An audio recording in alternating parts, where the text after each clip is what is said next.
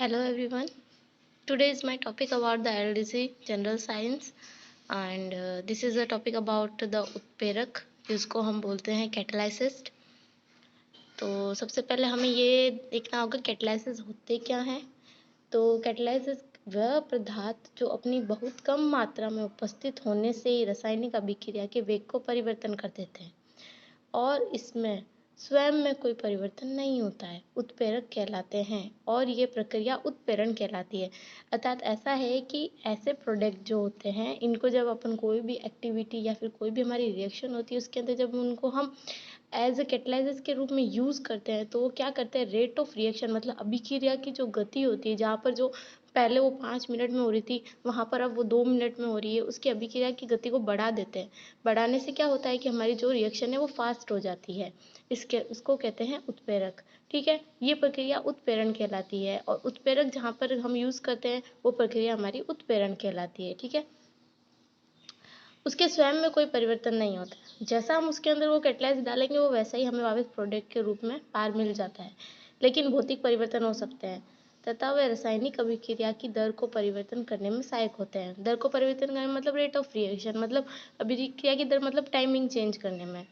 और जैसे हम देखते हैं कि मनुष्य के शरीर में वायुमंडल में जितनी भी अभिक्रिया होती है वो सारी उत्प्रेरक के फलस्वरूप होती है। ठीक है, जीवों के शरीर में उपस्थित उत्प्रेरक को एंजाइम कहते हैं। हमारे शरीर में जो उत्प्रेरक प्रेजेंट होते हैं उनको हम एंजाइम कहते हैं।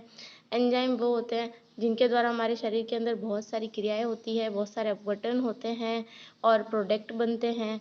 अनेक उत्पाद जैसे चीनी उद्योग में अपशिष्ट शोरे को किण्वन भी एंजाइम उत्प्रेरक से करके अल्कोहल उत्पित किया जाता है। जो चीनी उद्योग जितने भी होते फैक्ट्रीज होती है उनके अंदर जो हमारा है ना एंजाइम यूज़ किया जाता है उसके द्वारा किण्वन करके हमारा अल्कोहल उत्पादित किया जाता है। एक उत्प्रेरण की उपस्थिति में रासायनिक अभिक्रिया का वेग कम या अधिक हो सकता है। मैंने कहा ही था कि रेट ऑफ रिएक्शन मतलब चेंज हो जाती है, या तो कम हो जाएगी या ज़्यादा हो जाती है। तथा अभिक्रिया की संकीर्ण ऊर्जा व क्रियाविधि भी बदल जाती है।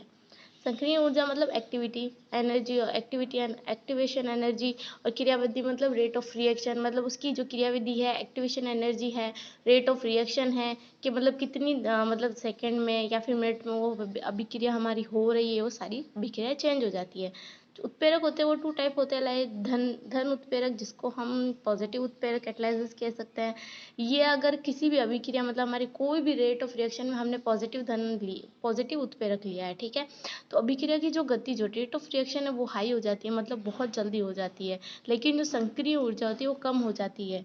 अगर हम देखें कि जैसे ये ये हमारा एक मतलब कोई भी हम ग्राफ लेते हैं, इस ग्राफ के अंदर हमारे जैसे हमने धन कैटेलाइज डाला है तो ये हमारी ये ऐसा ग्राफ आ जाएगा हमारे पास में कुछ लाइक मोटिवेशन एनर्जी वो हमारी कम हो जाएगी और जो रेट ऑफ रिएक्शन है वो ज़्यादा हो जाएगी, तो इसको कहते हैं हम धन उत्प्रेरक। ठीक है, अभिक्रिया तेजी से होती है। फिर आता है हमारा ऋण उत्प्रेरक जिससे सक्रिय ऊर्जा हाई होती है और रेट ऑफ रिएक्शन क्या हो जाता है, कम हो जाती है। तो अभिक्रिया क्या हो जाती है, कम हो जाती है। कैसे कम हो जाती है कि अगर हम एक ग्राफ लेते हैं, ग्राफ के अंदर अगर हम देखें तो जैसे ही हम ऋण उत्प्रेरक डालते हैं तो हमारा एक्टिवेशन एनर्जी ज़्यादा होती है। ये एक्टिवेशन एनर्जी मतलब पिक पॉइंट इसका हाई होता है लेकिन रेट ऑफ रिएक्शन कम हो जाती है।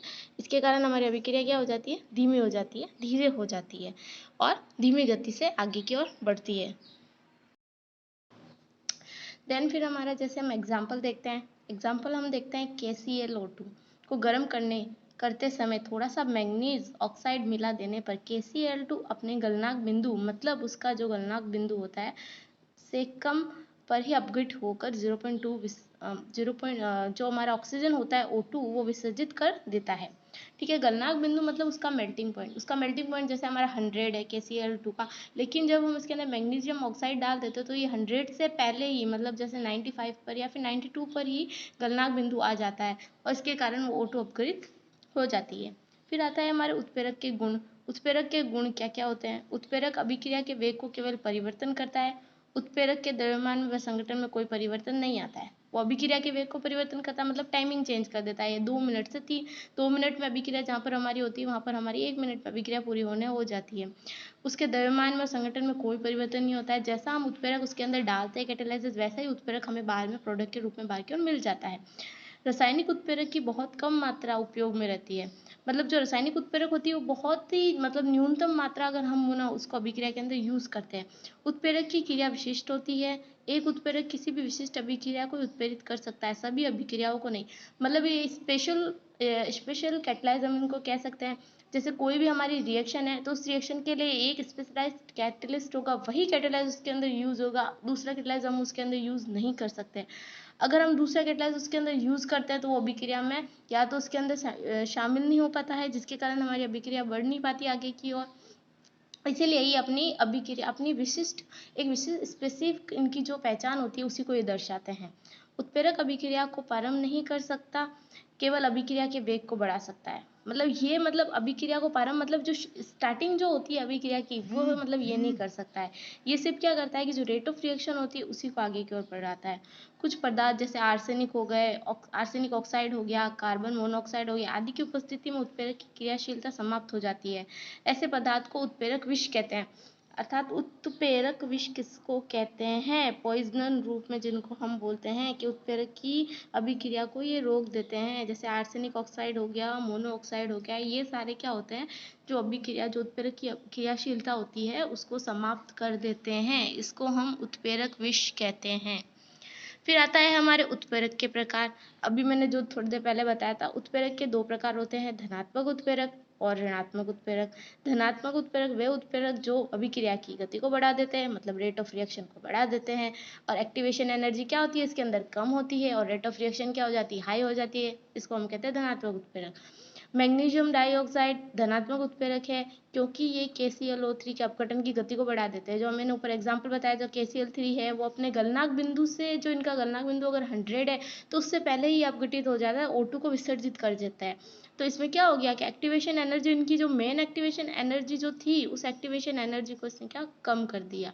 कम करने के कारण क्या हुआ हमारा, ये जो हमारी रेट ऑफ रिएक्शन की जो अभिक्रिया थी वो 2 मिनट से घटकर 1 मिनट में कंप्लीट हो गई।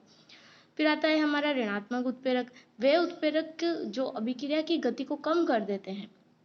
जैसे पेट्रोल में टेट्रा एथिल लेड एक प्रकार का जो हमारा ये पदार्थ होता है, पेट्रोल वायु मिश्रण के ज्वलन को कम कर देता है। इसमें क्या टेट्रा एथिल लेड जो होता है वो मतलब पेट्रोल और वायु का दोनों का जो मिश्रण होता है उसके कारण ज्वलन होती है, उस ज्वलन को ये कम कर देता है। इसको हम कहते हैं ऋणात्मक उत्प्रेरक।